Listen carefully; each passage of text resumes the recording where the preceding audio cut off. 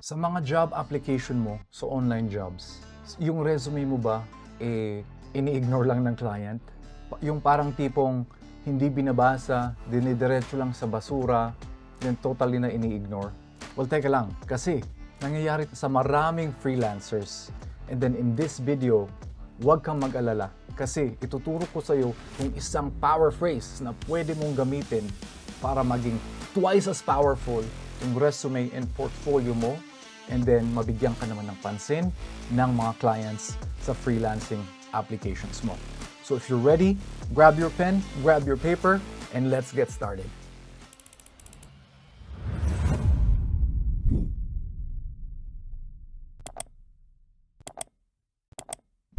Alright guys, so here's the problem. Most freelancers list out their experience. All of their experience, sometimes relevant, sometimes irrelevant.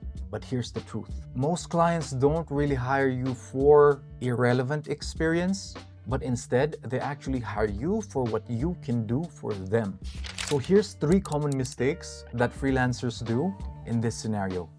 Number 1, they list out experience without context. What do I mean by this?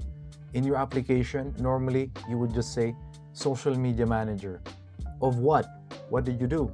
What are the results? I don't know.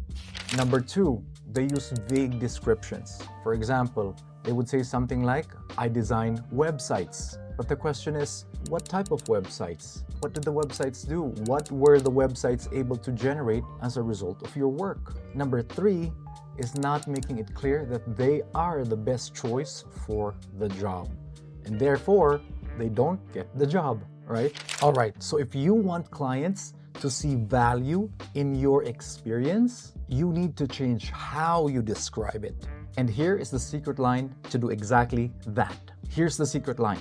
In my previous work, I've helped insert specific client, achieve insert specific result by insert your skill. So this simple sentence makes you go from meh to really memorable. Let's break down why this works. Number 1 is that it shows specific results, not just tasks. So by giving context to what you've done and what you've been able to achieve, this gives a client a way to visualize them also potentially achieving the result. Number 2, it highlights who you've helped. So not just what you did, but what you did for who. So the client, they would resonate if they see themselves in the shoes of the other people you've helped. Makes them visualize, again, if they've helped a realtor, I'm a realtor, maybe they can help me too. If they've helped a fitness coach, I'm a fitness coach, maybe they can help me too. So make it easy for them to imagine working with you. And number 3 is that it frames you as a problem solver, not just another freelancer, but somebody that thinks, uses methodology, system strategies, helping specific types of people really succeed, therefore making you stand out. Now, if you see the difference here, one freelancer just lists a skill, and the other freelancer proves that they can deliver results. All right, so here's an example of how you can turn your newbie resume into a pro resume. Instead of having, I have experience in writing blog posts and articles, you could switch it up and say something like this. In my previous work, I helped a small business increase blog traffic by 60% through SEO-driven articles that are researched on their niche. By positioning yourself that way, the client would stop scrolling, that line would capture their attention, build curiosity of how you've done it, and then maybe you can also do it for them. Also, in that example, you can see that the second freelancer didn't add years of experience or anything like that. They just framed their service in a way where the clients actually resonate with it and maybe potentially picking them as the go-to freelancer for the task. All right, so here's the challenge. I want you to take a look at your resume.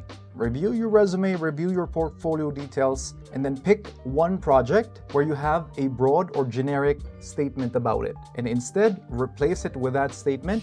In my previous work, I helped specific client achieve specific result by your skill. Then comment that below. Drop that, your new one power liner, into the comments below, and then we'll read them out. We'll react to them. We'll see how else we can improve them, and then we'll see how that could help you be positioned as a better freelancer and start closing those online gigs. All right, one last thing. Before you go dip out and actually do that, the resume is just another piece of this entire puzzle. If you really want clients to reach out to you, what you need to do is build an irresistible portfolio. And in the next video, I'm going to teach you how to turn your boring portfolio into an irresistible client lead magnet that will attract clients like crazy.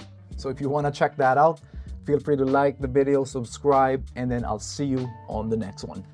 Peace.